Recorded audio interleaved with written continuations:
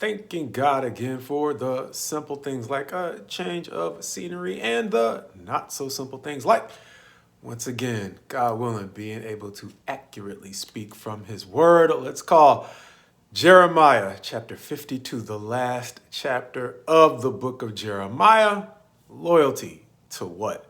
As Jeremiah is going to recount the fall of Jerusalem in this chapter that starts out in the first three verses, addressing King Zedekiah, saying that he was 21 years old when he began to reign for 11 years, verses 4 through 11, going on to say, however, he rebelled against Babylon, and Nebuchadnezzar began to seize Jerusalem in the ninth year of his reign, carrying on for 2 years to finally conquer Jerusalem in the 11th year of King Zedekiah's reign, in a siege that ended up cutting, if not all, pretty much all of the food supplies off from Jerusalem.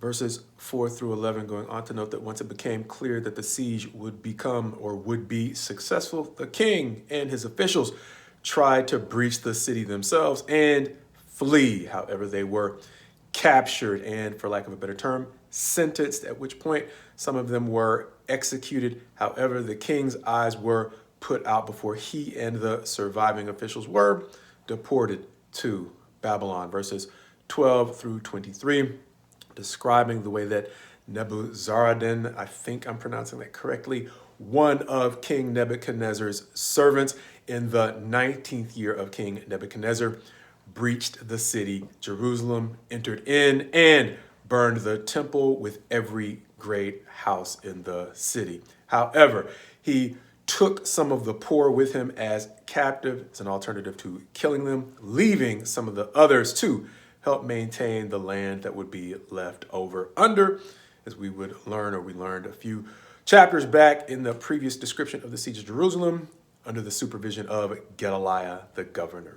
However, the bronze from the temple and the holy things of the Lord, the gold and the silver, he carted off at least as much as they could carry, along with other items from the holy places or the temple of the Lord. Verses 24 through 27, going on to say that there were some additional officials captured, taken to Babylon, only to be executed there at Riblah in Hamath.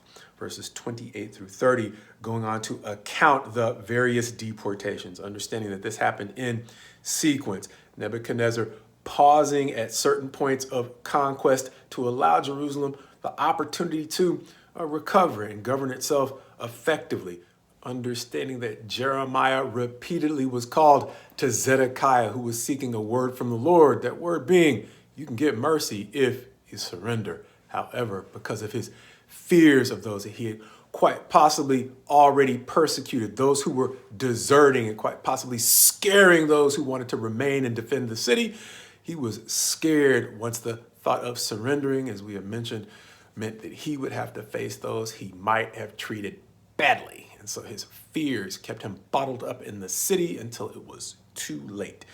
Verses 31 through 34, saying that in contrast to Zedekiah's defiance that got him and a whole lot of other people hurt, maimed, or killed, there was mercy shown to King Jehoiachin, who might have seemed like a coward at the time, but he wasn't a coward insofar as he was simply obeying God's word to surrender. And so in surrendering, he not only preserved his life, but the very last verses of the chapter remind us of something we've talked about before. The way that a king by the name of Evil Merodach showed mercy to Jehoiachin, not only freeing him from prison, but reserving a place for him at the king's table and giving him a daily allowance as long as he lived. As we have described it before, a gracious retirement package for a man who was otherwise looking at just being locked up the rest of his days. Reminding me of that concept of loyalty to what? Zedekiah showing loyalty to the city Jerusalem when God had told him, it's a wrap, bud. It's not going to last. Likewise, the people that he was leading who wanted to defend the city, showing loyalty to either him or Jerusalem when God had already said it's not going to last. Begging the question that when we are loyal to things, and people, one of the most important questions to ask is, for what? Understanding the way that this story reminds us of a recurring theme in life and human history, and that being blind loyalty frequently, if not always, leads to regret. Understanding that Zedekiah was holed up in the city for some personal reasons that everybody else might not have known.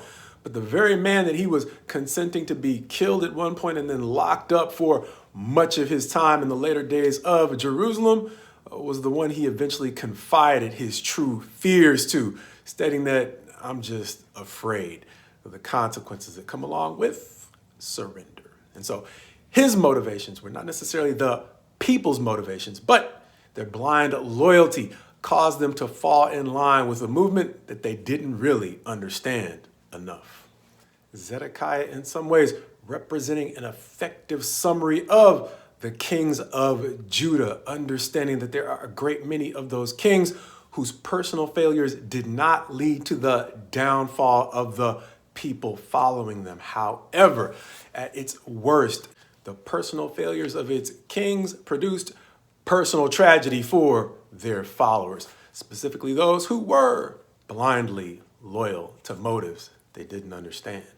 Reminding me of something that a preacher by the name of Paul Washer mentioned in describing kings or leaders like Zedekiah and saying that they are not so much just a deception of the people as much as they are a judgment on people who low-key crave the same wrongs that they crave. So reminiscent of a passage we've read before from time to time where Paul in 2 Thessalonians chapter 2 describes the coming lawlessness at the end of quite possibly all things. We're in verse 9. He says, the coming of the lawless one is by the activity of Satan with all power and false signs and wonders and all wicked deception for those who are perishing because they refuse to love the truth and so be saved.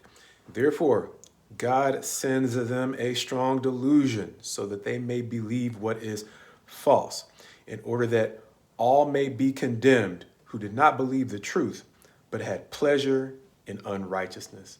Going back to Paul Washer's observation about certain kings being a metaphor for not so much deception of people, but judgment on people who share their same low-key pleasure in doing wrong and cutting corners. My paraphrase for what Paul simply calls unrighteousness.